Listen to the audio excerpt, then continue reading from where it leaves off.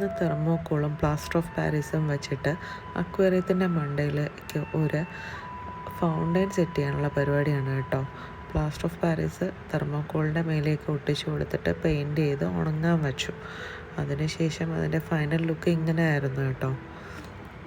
ഇത് ഞാൻ അക്വേറിയത്തിൻ്റെ മണ്ടയിലേക്ക് സെറ്റ് ചെയ്ത് കഴിഞ്ഞപ്പോൾ അതിൻ്റെ ലുക്ക് ഇങ്ങനെയാണ് ഉണ്ടായിരുന്നത്.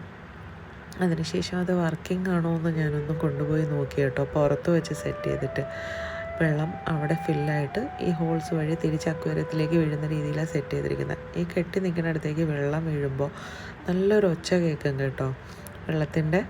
എന്നിട്ട് ഇത് ഓവർഫ്ലോ ആയാണ് തിരിച്ച് അക്വേറിയത്തിലേക്ക് പോവുക. അപ്പോൾ വർക്കിംഗ് ആണ്, കുഴപ്പമൊന്നുമില്ല, നന്നായിരുന്നു.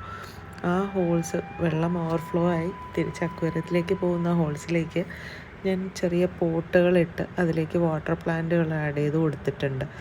ഒരു ബുദ്ധനെയും വച്ചിട്ടുണ്ട് കേട്ടോ. എന്നിട്ട് ഞാനത് നന്നായിട്ട് സെറ്റ് ചെയ്ത് കണ്ടപ്പോൾ ഒരു സന്തോഷം. എങ്ങനെ ഉണ്ടെന്ന് എല്ലാവരും പറയണം കേട്ടോ.